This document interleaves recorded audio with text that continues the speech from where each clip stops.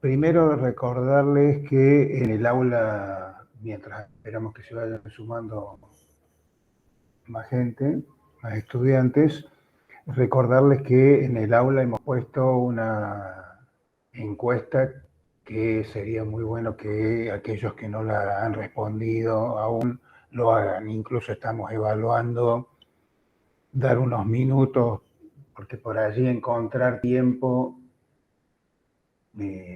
posiblemente no tenga el tiempo, pero no se le pasa por alto en el momento y después no lo hace. Así que estamos evaluando la posibilidad de tomarnos los primeros 10 minutos del segundo parcial. No es que van a tener menos tiempo. O sea, si toman esos 10 minutos para responder la encuesta, extenderemos el tiempo que corresponda el horario para que realicen el examen. Bien, eso entonces respecto de la encuesta. Algo que no es un anuncio, pero sí quería comentar es que en general los buenos resultados que han obtenido en la evaluación primer parcial. Bueno, felicitarlos a aquellos que han aprobado y animarlos a que continúen adelante. O sea, digo que estamos realmente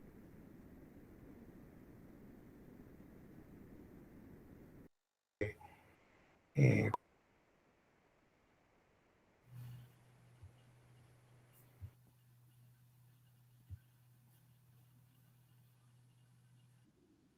el tema que vamos a ver hoy es la unidad 6, que es el mercado de trabajo, donde vamos a hacer una presentación algo diferente a lo que ustedes pueden estar acostumbrados o pueden haber visto en otras asignaturas. Lo que se estila, digamos, es presentar el mercado de trabajo tanto en su versión clásica como keynesiana, determinando el nivel de empleo y el salario nominal o el salario real. En este caso, la presentación que hace Blanchard es más moderna, es más novedosa, donde muestra en su presentación de mercado de trabajo la determinación del salario real y ya no el nivel de empleo, sino la tasa natural de desempleo, ¿sí? La relación que existe entonces entre el salario real y los niveles de desempleo. Y veremos si hacemos tiempo, si no se nos hace tan tarde, avanzaremos también sobre la relación entre restricción externa y nivel de empleo.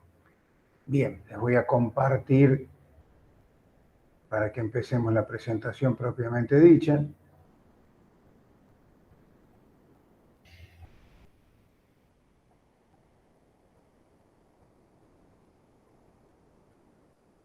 Bueno, como les decía, entonces presentamos hoy el mercado de trabajo tal cual lo hace Blanchard en su texto. Y ¿qué es lo que vamos a cambiar a partir de esta unidad? Que en principio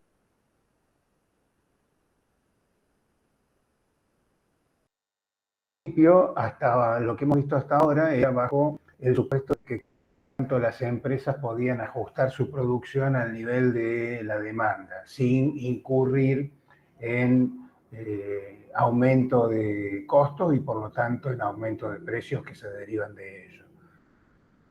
En definitiva, estábamos en presencia de una función de oferta horizontal, de una función de oferta agregada horizontal.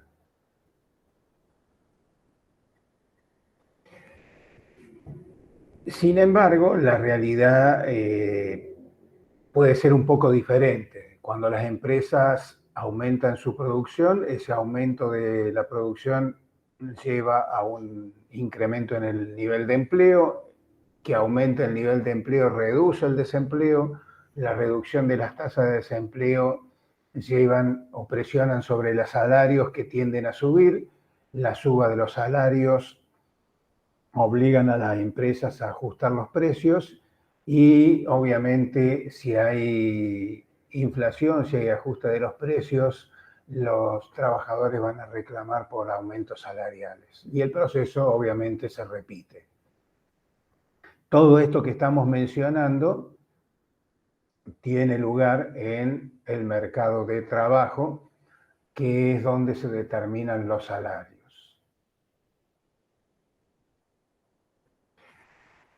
El mercado de trabajo se compone de la población y por lo tanto es razonable empezar el análisis del mercado de trabajo viendo o analizando una división o las distintas grupos en que puede ser dividida la población total.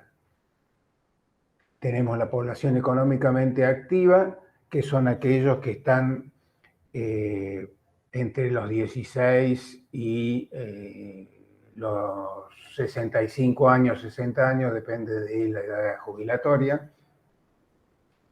Y dentro de esa población económicamente activa, los dividimos entre ocupados y desocupados. Los ocupados pueden a su vez estar plenamente ocupados o pueden estar subocupados. Plenamente ocupado implica que trabaja la cantidad de horas que se prevén como normales según la legislación de la economía de que se trate, y que además trabaja, no solo que trabaja la cantidad de horas que corresponden, sino que trabaja en lo que se ha preparado para trabajar, ¿sí? Si es abogado, está trabajando como abogado; si es contador, está trabajando como contador; si quiso ser taxista, es taxista. Y tenemos los subocupados, que pueden a su vez ser demandantes o no demandantes. Los subocupados demandantes son aquellos que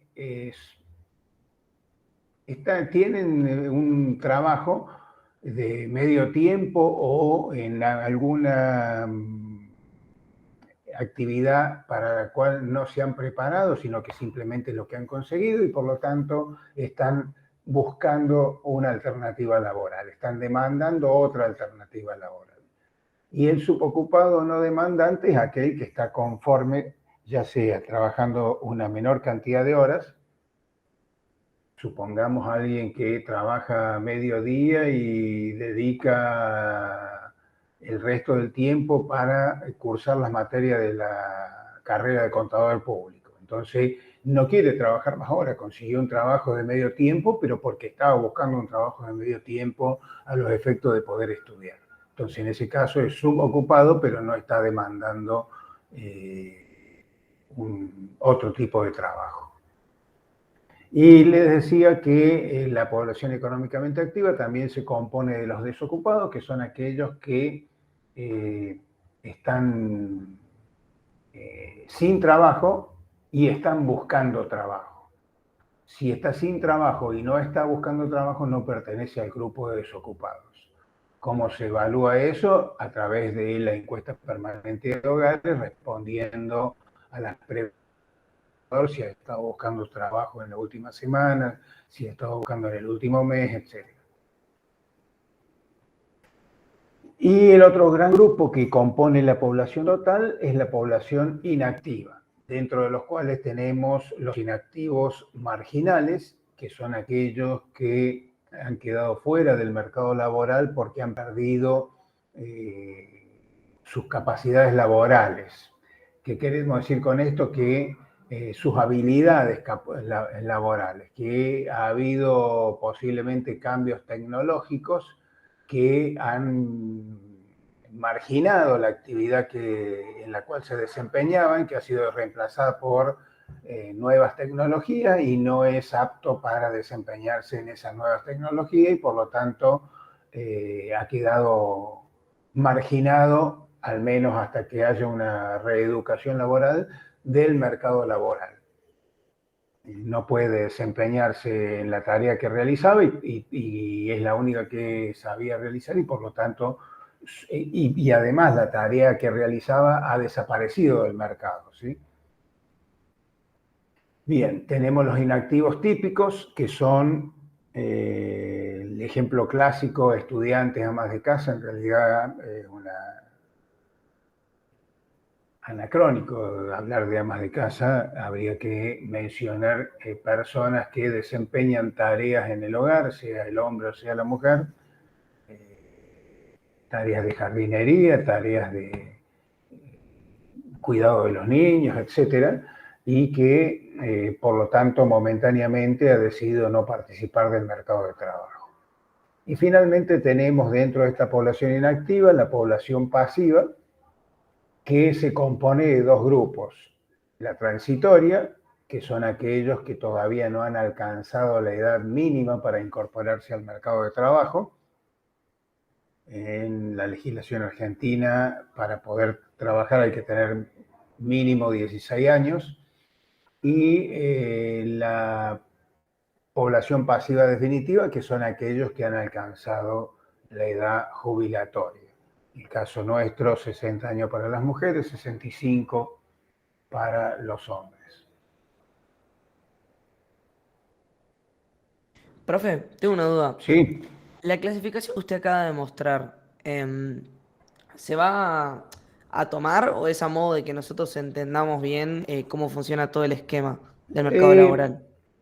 hay esa modo de que normalmente son datos básicos que incluso los han visto en principios y estructura. Lo que estamos haciendo es como repasándolos de manera introductoria, porque tanto el libro de Blanchard como el libro de Dorbush no lo hacen, no lo presentan, pero después mencionan los diferentes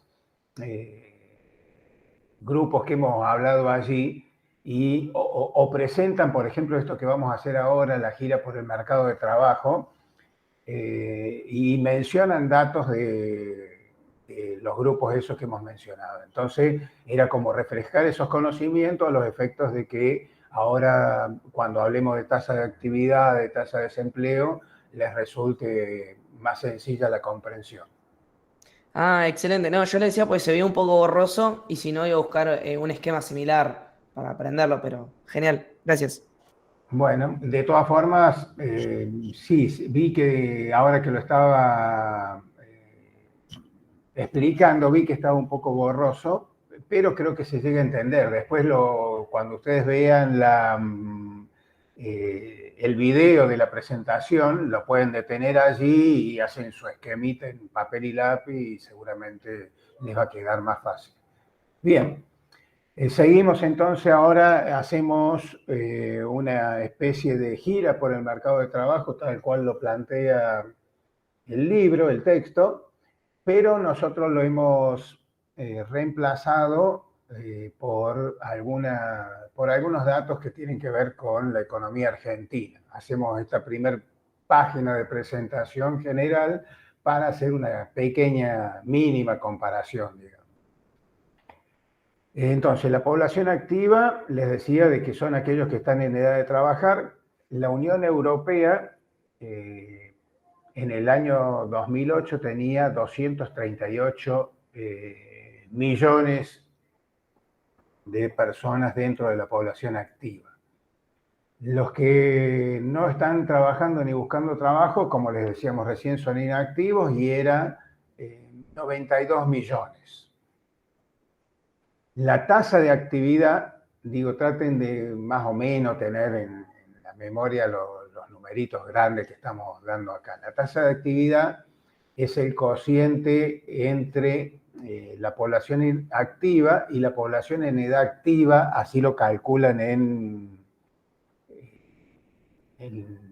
la Comunidad Económica Europea. Nosotros lo calculamos como población activa sobre población total, entonces eso va a explicar una diferencia que vamos a ver en un ratito. Para ello esa tasa de actividad es 72%, la tasa de desempleo, que es el cociente entre los desempleados y la población activa, era del 6,7%.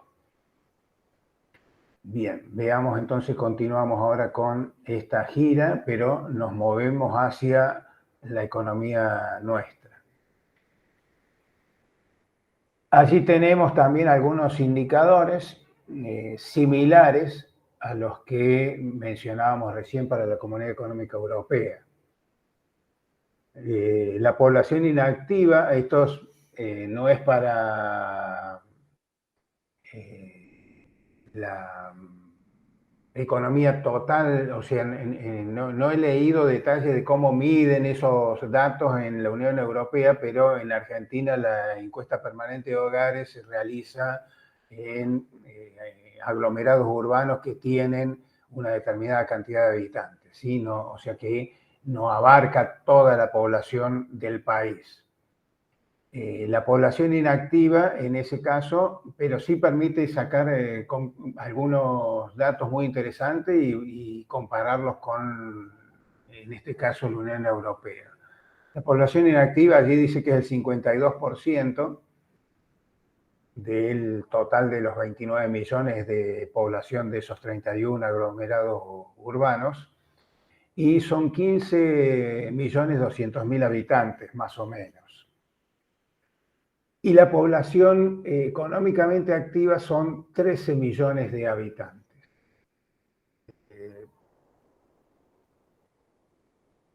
Vamos a ver si volvemos a la anterior. La población activa, que se equivale a la población económicamente activa nuestra, eran 238 millones en la Unión Europea, y la inactiva 92 millones. Es decir, que la población económicamente activa era 2 veces y media, más o menos, a grosso modo, la población inactiva. Más que duplicaba la población inactiva. Y fíjense ustedes ahora en nuestro caso. La población inactiva es 2 millones y pico superior a la población activa, lo cual, digo, también más allá de que tengamos inflación, de que tengamos problemas de falta de dólares, etcétera, esto también es un problema que tenemos que resolver, ¿sí? O sea, no puede ser sostenible un sistema en el cual más de la mitad de la población es inactiva. Es algo realmente incomprensible. Profe, Bien, pero ¿cómo sí. se mide esto? Porque también hay un mercado negro del trabajo. No, esto es la encuesta permanente de hogares. No pregunta si vos sos empleado en blanco o sos empleado en negro, ni te pide, ni te denuncia a la AFIP si vos estás trabajando en negro y respondiste que sí trabajás pero en negro. Precisamente por eso las encuestas son anónimas, a los efectos de lograr la mayor veracidad posible, ¿sí? Que la gente no se vea incentivada a mentir, porque si de pronto el tipo supone de que le van a sacar un subsidio si dice que tiene un trabajo en negro o lo que sea, entonces va a mentir. Precisamente para evitar ese tipo de situaciones, la encuesta es anónima. Con lo cual, además, digo, los métodos estadísticos tienen para reflejar hasta un determinado tipo de errores y eliminarlos por métodos estadísticos. Así que en ese sentido, las cifras que se obtienen son confiables y son las que se utilizan en todo el mundo, no solamente acá. O sea, son similares a las que utiliza Estados Unidos, a las que utiliza el resto de Latinoamérica, a las que se utilizan en la Unión Europea. Así que son totalmente comparables las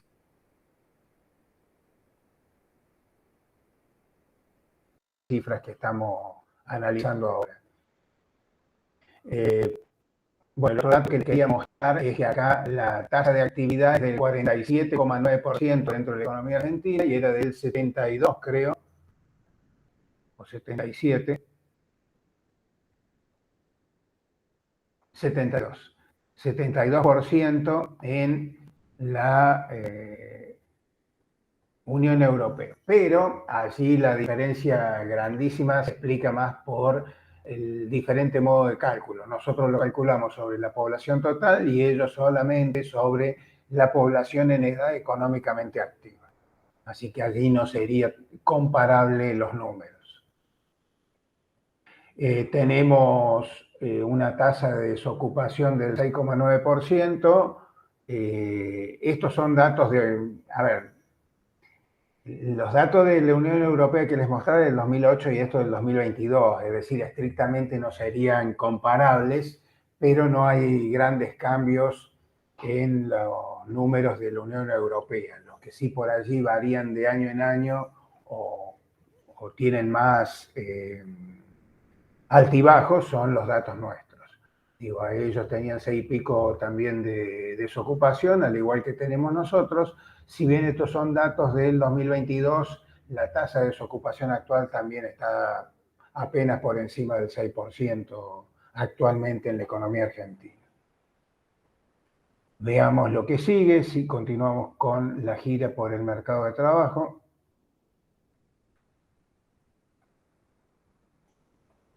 Bueno, allí tenemos las principales tasas del mercado de trabajo en el año 2021 y el 2022.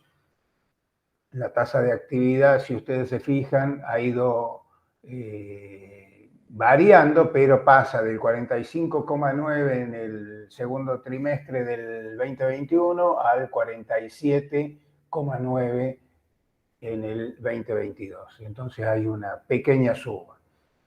La subocupación ha ido disminuyendo, o sea, esto es un poco para que lo miren nada más. La desocupación abierta, esto sí es un dato interesante porque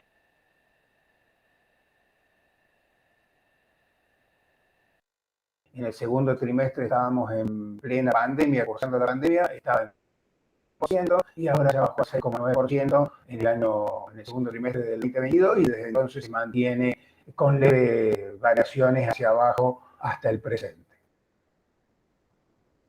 Bueno, también hay subocupación demandante, no demandante, o sea, en parte como para que hagan uso de la división que hemos hecho de la población del mercado de trabajo hace un rato. Este sí es un gráfico muy interesante porque muestra la presión sobre el mercado de trabajo, la presión que se ejerce sobre el mercado de trabajo, y cuando hablamos de presión nos referimos a la necesidad de generar nuevos puestos de trabajo, de crear puestos de trabajo. Obviamente lo que está en la parte más clara de este gráfico de torta está mostrando lo que ejerce menor presión o no ejerce presión sobre el mercado de trabajo. ¿Por qué no ejerce presión? Porque si estoy ocupado y no tengo intenciones de cambiar de trabajo, es decir, no estoy demandando otro puesto de trabajo, no estoy metiéndole presión al mercado de trabajo para que genere un puesto de trabajo adecuado a mi deseo o necesidad. El 71%, 71,2%, está en esa situación. Después tenemos, si seguimos en el sentido contrario a las agujas del reloj, tenemos ocupados no demandantes, subocupados no demandantes, que en total suman el 5,7%, que en principio tampoco imponen ninguna presión sobre el mercado de trabajo, ¿sí? Como les decía recién, alguien que a lo mejor trabaja menos cantidad de horas, pero porque decidió estudiar y dedica el resto del tiempo a eso. Los que siguen sí empiezan a meter presión sobre el mercado de trabajo. Tenemos ocupados demandantes de empleo, 16,3%. Y dentro de estos ocupados tenemos ocupados y subocupados, ¿sí? Sí, yo puedo estar ocupado 8 horas,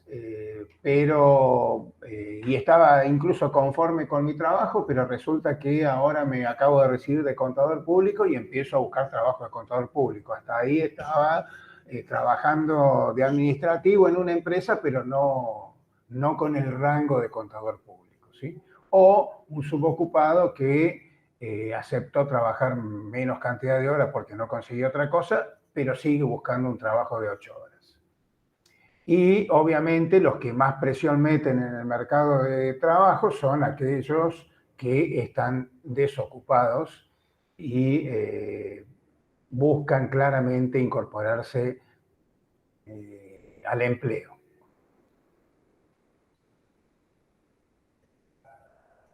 Seguimos con nuestra gira. Acá tenemos la evolución de la tasa de empleo y ustedes pueden ver que el mismo acompañamiento, pero en sentido inverso, que tenía la tasa de desempleo. La tasa de desempleo viene bajando desde el segundo trimestre del 2021 y por lo tanto la tasa de empleo va subiendo desde el mismo trimestre del 41,5 para llegar al 44,6 y debe estar ahora 45, 45. Profe, Sí. ¿los ocupados ausentes son los ocupados no demandantes? No, esos son ausentes están ocupados, pero por algún motivo, enfermedad, etcétera, han estado ausentes en el momento en el cual los encuestó el encuestador, digamos, en el que pasó el encuestador de la encuesta permanente de hogares. Claro, Si hay un dato llamativo en el primer trimestre de 2022, que es una cifra estratosférica, digamos, de ausentismo del 10,2%, que no pude verificar si es un error tipográfico, porque no encuentro una explicación económica, no hubo un problema particular en ese momento. Si se quiere, el tema de lo que es el COVID ya estaba prácticamente desaparecido en ese momento, pero bueno, llamativamente es el 10,2%.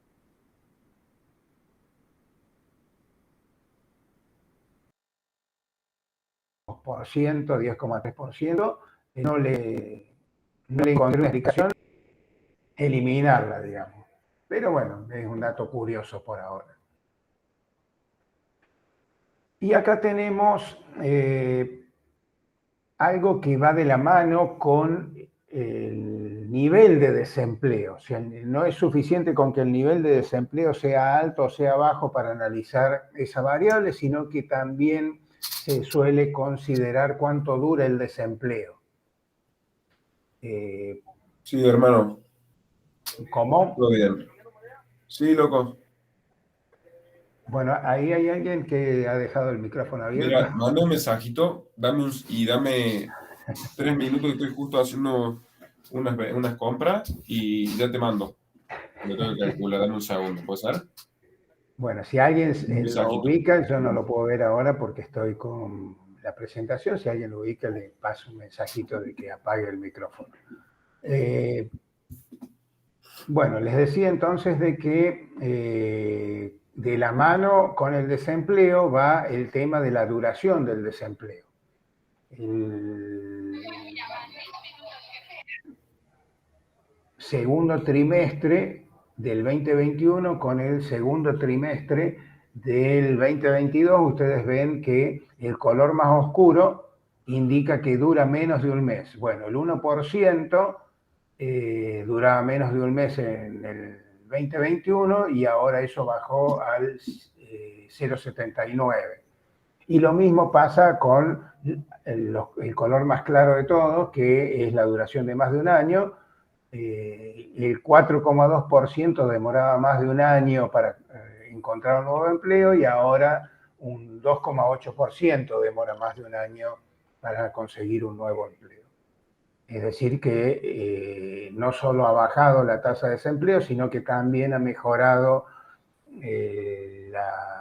desde el punto de vista de cuánto demoro en conseguir un nuevo trabajo. Profe, Sí. esa bajada, teniendo en cuenta que creo que era el tercer cuatrimestre del 2020, el segundo trimestre del 2021 y el segundo del 2022, ¿tiene que ver con el COVID? ¿En cuál? O sea, esa bajada, o sea, de que cada vez había menos desempleo, ¿tiene que ver con el tema del COVID o no? O sea, si ustedes se fijan, va mejorando. Tuvo un pico que incluso acá no se ve, que es en el año 2020, Claro, capaz, obviamente en y 2020 viene bajando desde entonces a medida que mejora la situación sanitaria del país, ¿sí? Ahí va. Ya a partir del cuarto trimestre del 2021 ya se habían levantado prácticamente todas las restricciones y allí ya se estabilizan los indicadores, ¿sí?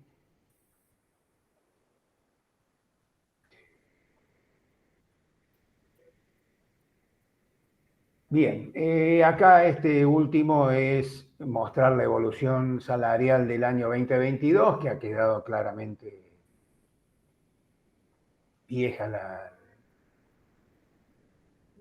la diapositiva. Ustedes pueden después reemplazar por los datos, incluso puede ser un buen ejercicio buscar la encuesta permanente de hogares en la página del INDEC y reemplazar con los datos actuales de la evolución que ha tenido en el 2023 si les interesa obtener datos de evolución salarial. Bien, ahí la fuente de datos, como les decía, la encuesta permanente de hogares, la realiza el INDEC junto con las direcciones provinciales de estadística y censos.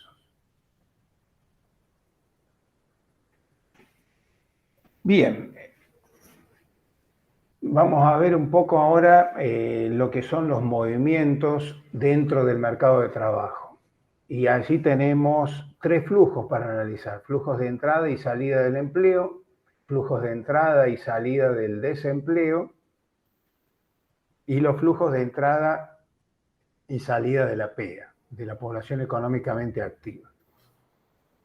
Los flujos de entrada y salida del empleo tienen que ver con los movimientos desde el empleo hacia el desempleo o hacia directamente la inactividad, como puede haber sido el caso de los inactivos marginales. Los flujos de entrada y salida del desempleo tiene que ver con la posibilidad de conseguir un nuevo empleo, o sea, pero, y eso me daría la duración media del desempleo, pero también puede tener que ver con el pasaje desde el desempleo hacia la inactividad, ¿sí? Y eso obviamente, esos 2 flujos marcan la movilidad o la variabilidad que tiene la población económicamente activa. Allí, digamos que dentro de estos flujos de entrada y salida de la población económicamente activa, cabe mencionar la hipótesis del trabajador desanimado y la hipótesis del trabajador adicional. Se los recuerdo rápidamente. El trabajador desanimado es aquel que cree que ya no tiene posibilidades en el corto plazo, en la coyuntura actual, de conseguir trabajo y deja de buscarlo y por lo tanto deja de pertenecer a la población económicamente activa. Y el trabajador adicional es que ante una situación crítica de la economía y del mercado de trabajo, donde los proveedores del hogar, sea el padre, sea la madre, estaban con trabajo, pierden ese trabajo y a los efectos de poder sostener el consumo familiar, salen a buscar trabajo no solo quien lo perdió, sino la pareja de quien ha perdido el trabajo y los hijos mayores de 16 años, ¿sí? Entonces, la destrucción de puestos de trabajo tal vez fue uno solo, pero se incorporan 3 personas más al mercado de trabajo. Si midieran, para que ustedes vean qué efecto tiene, si en ese momento pasara el encuestador del INDEC, haciendo la encuesta permanente de hogares y les preguntara a estas personas si tienen trabajo, responderían que no, si están buscando trabajo, responderían que sí, y entonces veríamos un crecimiento de la tasa de desempleo. Si bien ha habido una destrucción de un puesto de trabajo, la tasa de desempleo estaría sobreestimando lo mal que está el mercado laboral. ¿Por qué? Porque no solo busca trabajo una persona que lo perdió, sino que 3 personas más, ¿sí? Entonces, eso, digo, para mostrar la importancia que puede tener en un estudio, contemplar tanto la situación del trabajador desanimado como la del trabajador adicional. Y por otra parte, bueno, la tasa de desempleo, más allá de lo que pueda demorar uno en conseguir un nuevo empleo, también puede estar en paralelo a eso, puede estar reflejando dos situaciones totalmente diferentes. Puede existir un mercado de trabajo muy móvil, muy activo, en el cual uno pierde trabajo e inmediatamente vuelve a conseguir otro, y por lo tanto en ese tipo de mercado vamos a ver que hay un tiempo de espera de un nuevo trabajo muy bajo, o puede ser que haya un mercado de trabajo anquilosado, que no responda, que no genere nuevos puestos de trabajo rápidamente, y por lo tanto en esos mercados vamos a ver que el tiempo de espera para conseguir un nuevo empleo tal vez supere los 6 meses o incluso el año.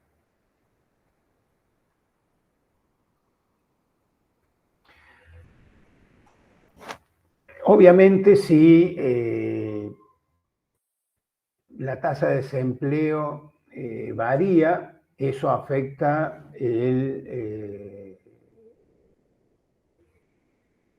a las personas que componen el mercado de trabajo. Y esos efectos los podemos dividir en dos: los que tienen que ver con el bienestar de los trabajadores y los efectos sobre los salarios. Sobre el bienestar de los trabajadores, no es difícil darse cuenta, digamos, que cuando el desempleo aumenta, cuando el desempleo es alto, el bienestar de los trabajadores empeora. ¿Empeora por qué? Y bueno, porque mientras mayor sea la desocupación, también aumenta la probabilidad de que yo pierda el trabajo, y también hace de que sea más difícil que consiga un nuevo empleo. Obviamente, todo eso juega en lo que tiene que ver en la psiquis, en la parte psicológica del trabajador, y afecta gravemente o puede afectar gravemente su bienestar.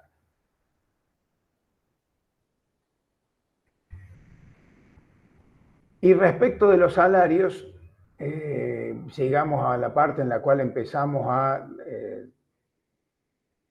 buscar o apuntar hacia el lado de la presentación de Blanchard. Le decía entonces que en el análisis de la determinación de los salarios tenemos que considerar dos cuestiones: el poder de negociación y los salarios de eficiencia. El poder de negociación tiene que ver con la existencia de sindicatos, de cámaras empresariales, etc. Y los salarios de eficiencia tienen que ver con la determinación desde el punto de vista económico de cuánto es lo que el trabajador quiere ganar, por decirlo de alguna forma, y cuánto es lo que las empresas pueden llegar a pagar. En el modelo que empezamos a analizar ahora, el salario nominal se determina por negociación entre empresas y trabajadores, y la podemos expresar con la siguiente función: salario nominal igual a los precios esperados o nivel de precios esperado, y una función que depende de la tasa de desempleo que llamamos U, y depende de una variable residual Z que engloba a todas las demás variables que se les pueda ocurrir, como pueden ser los subsidios por desempleo, por ejemplo, que obviamente influyen en cuánto estoy dispuesto a recibir como remuneración nominal. Obviamente, mientras más alto sea el subsidio por desempleo, mientras más alto sea este Z, mayor va a ser el salario nominal que yo voy a exigir para trabajar. Digo, si de pronto el subsidio es de 10.000 pesos y el salario nominal que me están ofreciendo es de 20.000, yo voy a elegir trabajar. Pero si fuese al revés, si el subsidio es muy elevado y el salario que me está ofreciendo es muy bajo, como suele suceder, por ejemplo, en las cosechas de productos estacionales, qué sé yo, recolección de las manzanas en el Alto Valle de Río Negro o de las aceitunas en La Rioja, etcétera.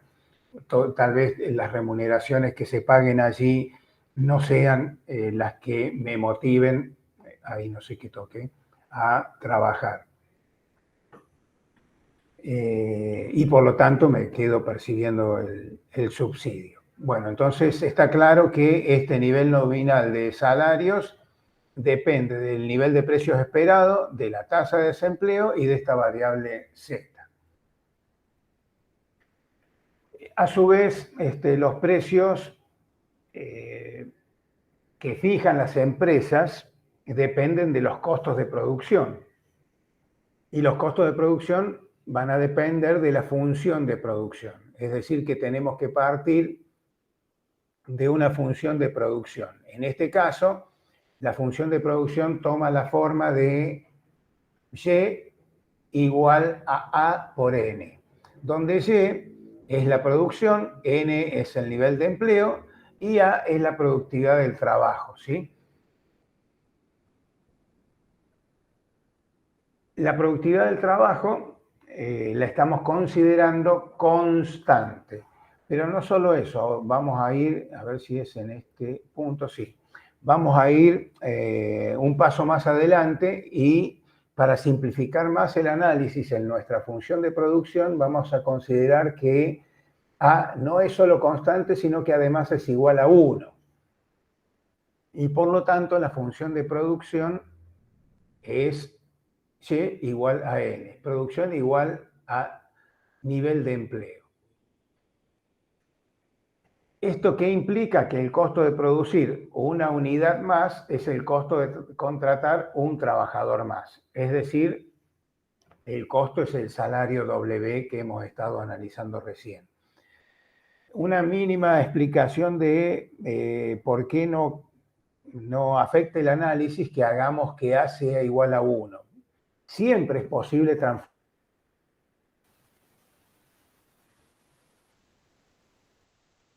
esa productividad en 1. Simplemente con el atributo de cambiar la unidad de medida lo podemos hacer. A ver, para que lo entiendan. Supongamos que cada trabajador produce en promedio 100 sillas, ¿sí? Y ahí es diferente de 1 la productividad media. Tenemos 100, 200, 500 trabajadores, todos producen 100 sillas. ¿Cómo podemos transformar eso en 1? Es bastante simple. Cambiamos la unidad de medida. En lugar de hablar de unidad, hablamos de una centena. Entonces, cada trabajador produce una centena de sillas. Y hemos transformado A en 1. Y podemos hacerlo siempre de que se nos ocurra transformarlo de esa forma. La explicación no hace falta que se la acuerden, esas se las digo yo para que no quede en el aire de, como el profesor dijo que se transforma en 1 y no sabemos por qué. Bueno, ahí está la explicación de por qué. En competencia perfecta, el precio es igual al costo marginal. Ahí hablábamos recién de precisamente el costo marginal. Producir una unidad más tiene el costo de contratar un trabajador más, el costo era W, por lo tanto el precio tiene que ser igual a W.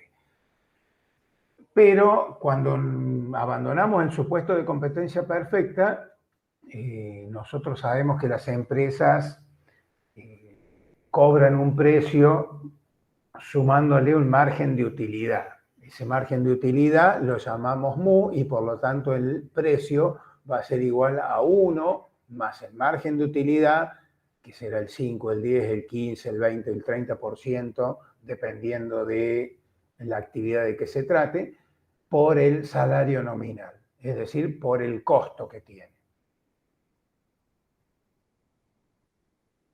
¿Qué particularidad tiene esta ecuación? Bueno, que muestra que el nivel de precios puede aumentar, ya sea porque aumente el margen sobre costos o porque aumente el costo, porque aumente el salario, ¿sí? Entonces, cualquiera de las dos cosas llevan a un aumento del nivel de precios. Para ver las implicaciones de la determinación de los salarios y de los precios sobre el nivel de, en relación con el nivel de desempleo, vamos a hacer una simplificación adicional, que es considerar que los precios esperados coinciden con el precio efectivo, ¿sí? Y allí sí ya pasamos a tratar de vincular precios, salarios y nivel de desempleo. Entonces, asumiendo que el precio esperado es igual al precio efectivo, reemplazamos en la ecuación de la determinación del nivel nominal de los salarios, W, que ahora va a ser igual al precio efectivo por esa función de que depende del nivel de desempleo y de variable residual Z. Si dividimos ambos miembros, en el primer miembro nos va a quedar el salario real, dividiendo ambos miembros por el nivel de precios, desaparecen los precios del segundo miembro, y nos queda que el salario real entonces es una función que depende negativamente de la tasa de desempleo y positivamente de la variable Z. Acuérdense el ejemplo que yo les mencionaba recién de la variable Z como un subsidio X. Mientras más alto sea el subsidio, mayor va a ser el salario real, tanto el salario nominal como el salario real, que para obligarme a mí a trabajar, ¿sí? Si no, me quedo cobrando el subsidio. Bueno, esta relación que estamos mostrando ahora, ya no de salario nominal, sino de salario real, con la tasa de desempleo, la denominamos ecuación de salarios y muestra la relación decreciente que existe entre el nivel de desempleo y los salarios reales. De allí el signito que ustedes están viendo en la ecuación. Cuanto más alto es entonces la tasa de desempleo, más difícil se vuelve para los trabajadores mantener su poder de negociación y por lo tanto es de esperar que el salario real se reduzca.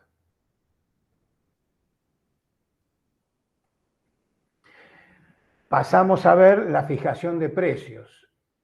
Recién vimos cómo se fijan los salarios, ahora pasamos para el lado de la empresa para ver cómo se fijan los precios. Dijimos que el nivel de precios tenía que ver con un margen sobre costos. Entonces precio, volvemos a la vieja ecuación que vimos recién, es igual a 1 más mu por W, por el salario nominal. En este caso dividimos ambos miembros por W, W desaparece del segundo miembro, y nos queda la inversa del salario real, dando vuelta a los dos miembros. Nos va a quedar entonces que el salario real es igual a 1 sobre 1 más mu. 1 sobre 1 más el margen sobre costos. A esta ecuación la denominamos ecuación de precios. Entonces ya tenemos de recién la ecuación de salarios, ahora tenemos la ecuación de precios.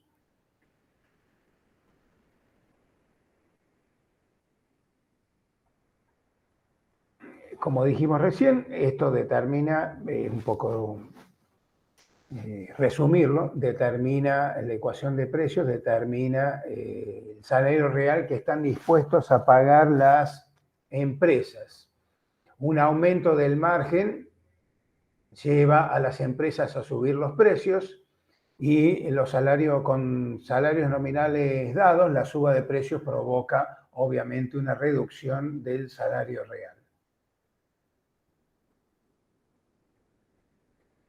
Llega el momento de juntar ambas ecuaciones y recién ahora nos vamos a empezar a dar de que estamos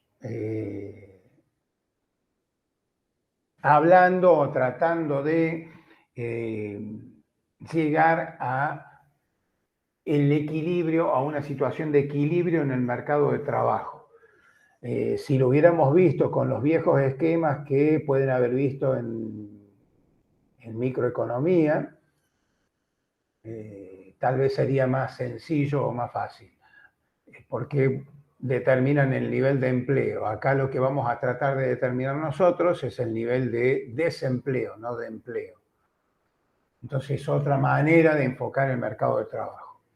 Decía entonces de que para que exista equilibrio en el mercado de trabajo, en esta nueva presentación que estamos haciendo nosotros, es necesario que el salario real elegido por la fijación de los salarios sea igual al que implica la fijación de precios. Es decir, el salario que pretenden los trabajadores sea igual al salario que pretenden pagar las empresas. La ecuación de salarios, allí la estamos viendo, era el salario real, una función de la tasa de desempleo y de Z, y la ecuación de precios, el salario real es igual a 1 sobre 1 más mu. Igualamos ambas ecuaciones y nos queda que lo que sería la condición de equilibrio de nuestro mercado de trabajo. Esta función que depende de la tasa de desempleo y de Z es igual a 1 sobre 1 más mu, y en el caso de que determinemos el equilibrio, el desempleo de equilibrio, lo vamos a denominar tasa natural de desempleo. Y la vamos a pasar a llamar como U sub n. El hecho o la conclusión que se saca respecto de esta tasa natural de desempleo o tasa de desempleo de equilibrio es tal que el salario real que eligen los trabajadores o el salario real de la fijación de salarios se iguala al salario que pretenden pagar las empresas o el salario que se determina por la fijación de los precios. Allí tienen ustedes, desde el punto de vista gráfico, que permite una asimilación más sencilla de lo que hemos estado hablando. Tenemos por un lado la ecuación de salarios que dijimos que muestra la relación que existe, la relación negativa con la tasa de desempleo entre el nivel de salario real y la tasa de desempleo, y por lo tanto tiene una pendiente negativa, tal cual lo estamos viendo en el gráfico, y la ecuación de precios que, como ustedes ven, no tiene en ningún lado la variable desempleo, y por lo tanto claramente es una constante al nivel que hemos dibujado allí, ¿sí? El equilibrio se va a dar cuando se crucen la ecuación de salarios, la curva de la ecuación de salarios con la curva de la ecuación de precios. Y eso va a determinar el desempleo de equilibrio o la tasa natural de desempleo.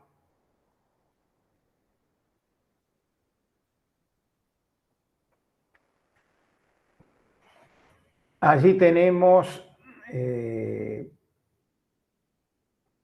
un ejemplo de una variación en Z, o sea, Z no es una variable que estemos contemplando en nuestro sistema de ejes cartesianos y por lo tanto que aumente las prestaciones por desempleo, que aumente un subsidio, hace que se desplace la curva que corresponde a la ecuación de salarios. Se desplaza hacia arriba o hacia la derecha y como claramente se ve, el equilibrio pasa de A a A', haciendo que aumente la tasa natural de desempleo desde U sub n a U' sub n.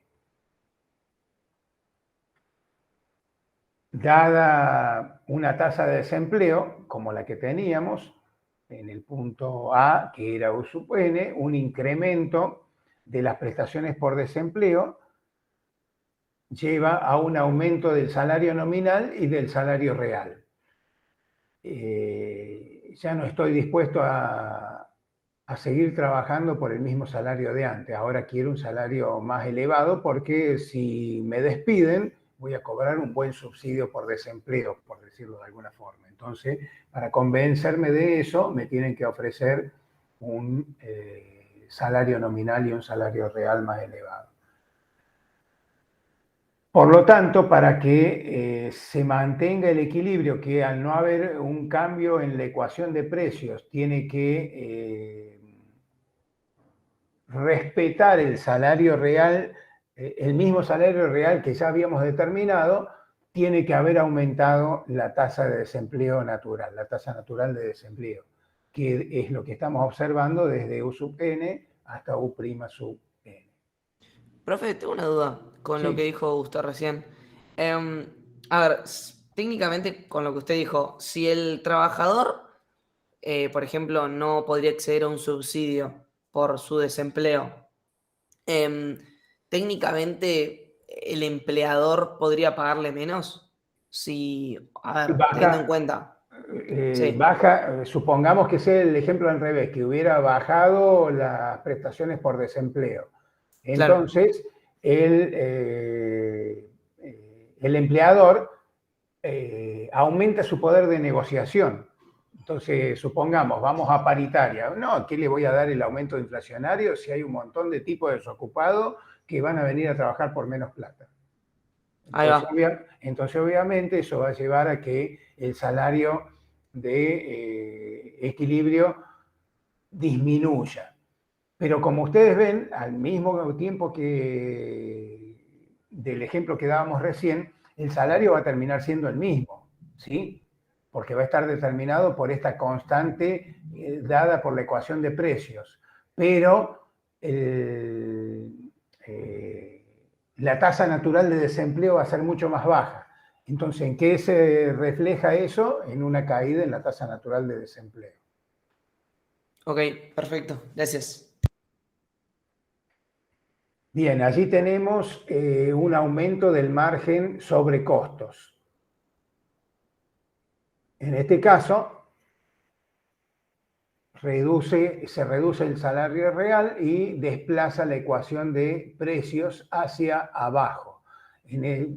Dado que la ecuación de precios se ha desplazado hacia abajo por el aumento en el margen, ahora también esa ecuación de precios o esa caída en el salario real es compatible con un nivel natural de desempleo más elevado.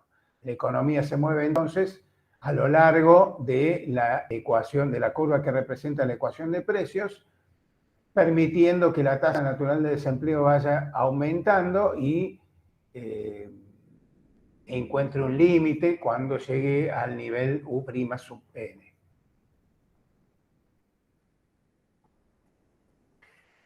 Bien. Para hacer una aproximación, o sea, hasta el gráfico anterior hemos visto, vamos a volver rápidamente, está mostrando el equilibrio en el mercado de trabajo en el nuevo esquema de Blanchard. Para hacer un acercamiento al viejo esquema que algunos de ustedes puedan conocer del mercado de trabajo, pasamos a tratar de analizar el empleo. Y desde ese punto de vista sabemos que a la tasa natural de desempleo le corresponde un nivel natural de empleo, que es el nivel de empleo que existe cuando en la economía se verifica la tasa natural de desempleo. La tasa de desempleo dijimos que era el desempleo, que el libro lo llama por U, estamos acostumbrados a llamarlo con la letra D nosotros, pero bueno, yo respeté la nueva nomenclatura que utiliza Blanchard para que no haya confusiones. Y la población activa la denomina L. Entonces la tasa de desempleo es el desempleo sobre la población activa, U sobre L. Y también el desempleo, ya no la tasa de desempleo, sino el desempleo será la población activa menos los que están empleados, menos el empleo, L menos N. Si reemplazamos eso, reemplazamos U en la primera ecuación, nos va a quedar que la tasa de desempleo es L o población activa menos empleo sobre población activa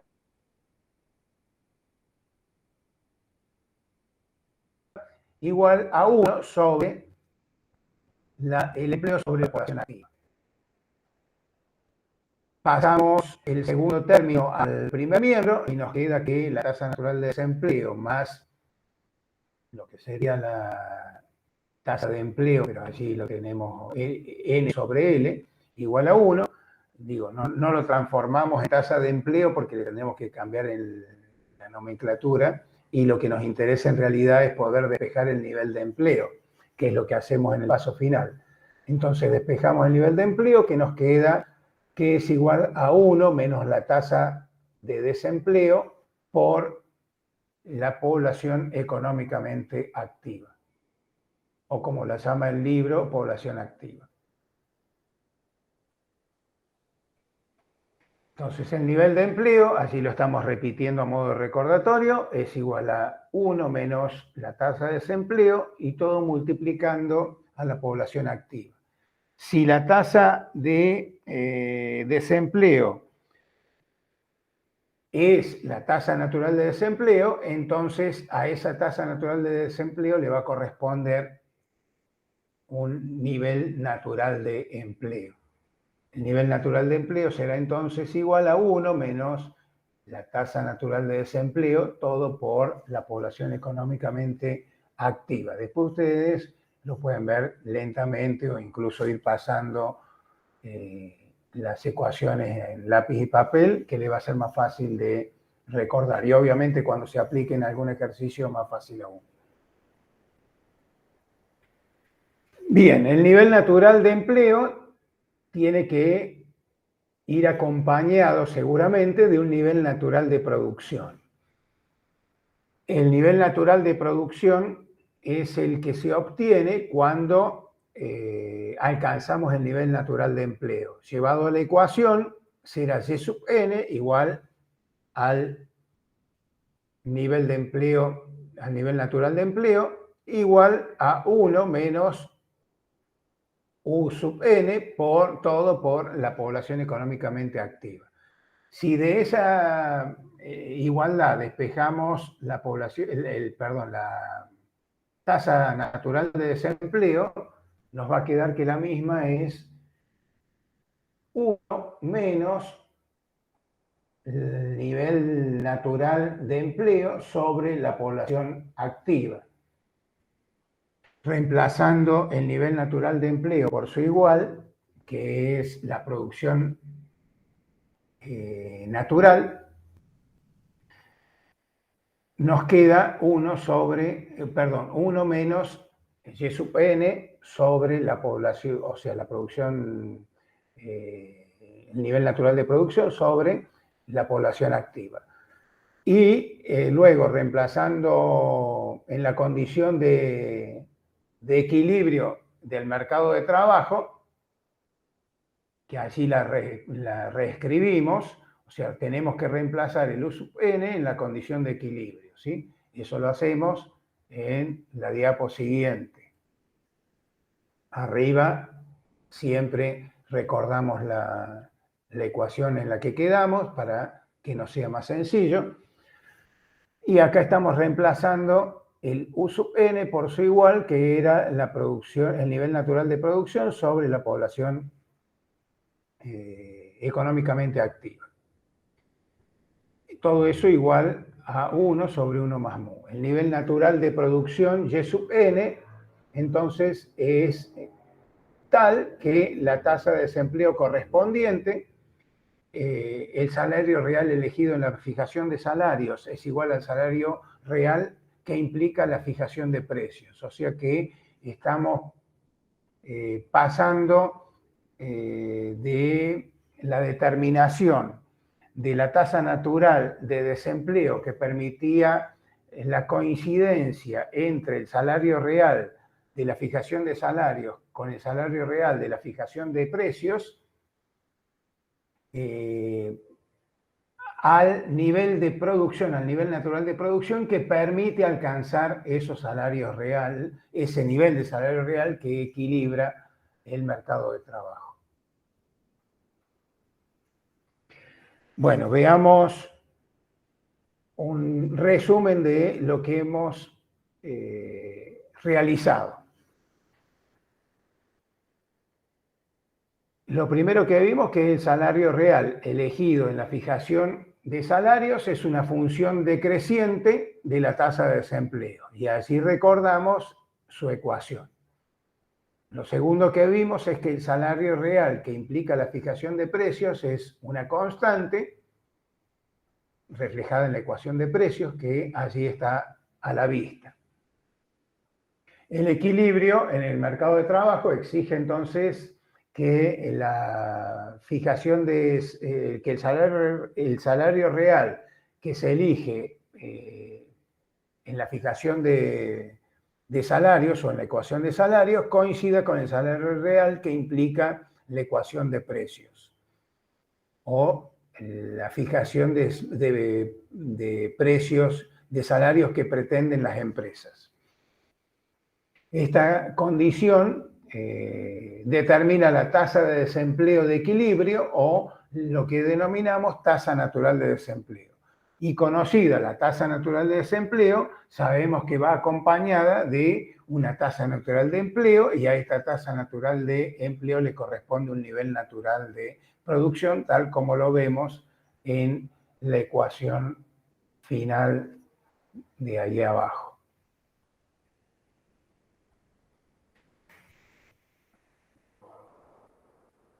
Y de alguna manera, esto es un gráfico que presenta Blanchard en un apéndice y que no lo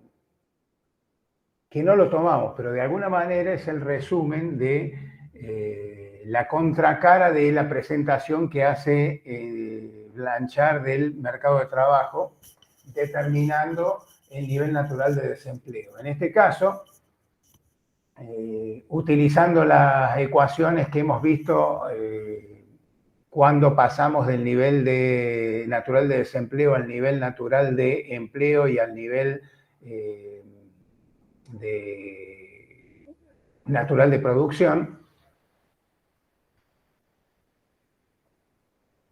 es como revertir el gráfico que teníamos de la ecuación de precios y la ecuación de salarios, ¿sí? Ahora, en lugar de mostrar la relación decreciente que había entre salario real y tasa de desempleo, muestra el opositor, que es la relación positiva que existe entre el nivel natural de empleo. Fíjense que cambió el eje de las abscisas, ya no es el de desempleo, sino de empleo, y por lo tanto muestra la relación positiva que existe entre el nivel natural de empleo y el salario real. ¿Dónde quedó el desempleo? Si ustedes transforman este gráfico de ejes cartesianos en un eje de caja, tipo Edward, que en algún lo deben haber utilizado en algún tema de microeconomía, la diferencia que hay entre el nivel natural de empleo que se determina ahora con la población económicamente activa que medimos en el mismo eje, nos permite determinar el nivel de desempleo, y si siguiéramos el análisis podríamos llegar a dibujar la tasa de desempleo y la relación que tiene con el nivel de salario real, ¿sí? O sea, esto simplemente para mostrarle que es la contrapartida o la otra cara de la moneda del análisis que hemos hecho, y ahora sí lo están viendo ustedes de una manera más conocida, o sea, la oferta de trabajo con pendiente positiva que ustedes conocen, y la demanda de trabajo, que si bien aparece como una línea recta, sería fácilmente transformable en una línea con pendiente negativa, con el solo artilugio de permitir que varíe el margen sobre costos, ¿sí? Pero bueno, insisto, no es para que lo estudien, es simplemente para mostrarle que lo que vimos antes, que sí tienen que estudiar, es la contrapartida de lo que ya estábamos conociendo sobre el mercado de trabajo. La determinación de salario de equilibrio y nivel de empleo de equilibrio era lo que ya conocíamos, y lo que hemos visto ahora es la determinación de la tasa natural de desempleo compatible con un determinado nivel de salario real. Bien, pasamos al segundo punto que queríamos analizar hoy, que es la relación entre la restricción externa y empleo. Esto aparece en las notas de cátedra, que están dentro de la bibliografía básica. Y bueno, un poco en resumidas cuentas, ¿qué entendemos por restricción externa? Es la imposibilidad de aumentar el nivel de producción para llevarlo al pleno empleo sin incurrir en un déficit o aumentar el déficit en las cuentas externas, ¿sí? Tiene que ver con el nivel de endeudamiento, tiene que ver con la estructura productiva del país, etcétera. Bueno, las economías como la nuestra no es la única. Las economías latinoamericanas en general adolecen del mismo problema, en mayor o menor grado, enfrentan la restricción externa. Entonces, la restricción externa, para resumirlo, y lo vamos a dejar acá porque se nos llevaría casi una hora más, lo van a tener que ver ustedes como parte de la actividad de los días jueves. Es decir, entonces, que la restricción externa, en resumen, es la imposibilidad de llevar la economía al pleno empleo a través de que una política fiscal expansiva, de una política monetaria expansiva, como las que hemos visto en los primeros capítulos, buscando aumentar el nivel de producción. Bueno, ahora estaríamos pretendiendo llevar ese nivel de producción al pleno empleo, pero alcanzar el pleno empleo implica aumentar el déficit de las cuentas externas, ¿sí? Lo cual, ¿por qué es un problema? Porque no es sostenible en el largo plazo. Uno puede sostener un déficit en las cuentas externas durante un corto periodo de tiempo, recurriendo al endeudamiento, por ejemplo. Pero llega un momento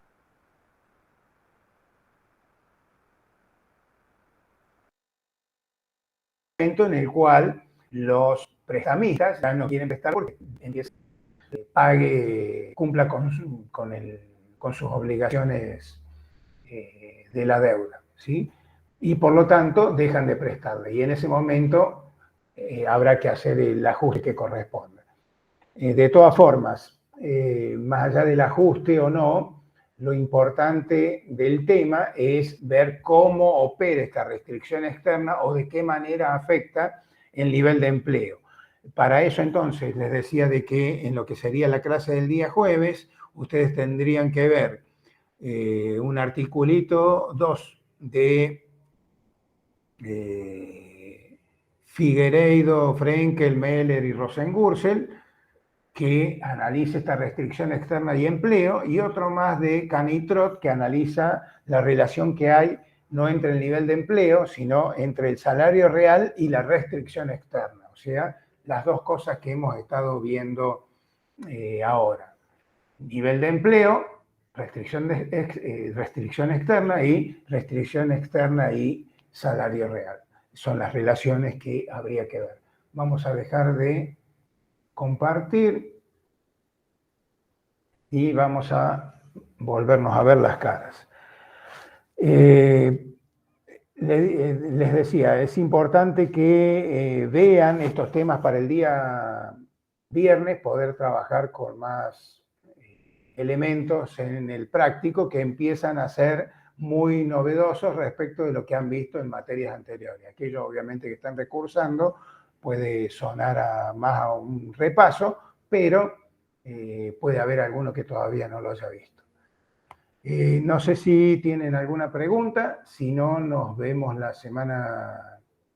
les voy a recordar porque hubo una pregunta que me hicieron antes de cerrar. En el segundo parcial se vuelve a repetir la unidad 4 completa. Insisto con eso porque me dice, bueno, pero ¿qué parte entra? No, entra completa la unidad 4, se agrega la 5 y se agrega la 6. Bueno, dicho eso, vuelvo al tema de hoy y si nadie tiene alguna duda, alguna consulta, nos vemos la semana que viene.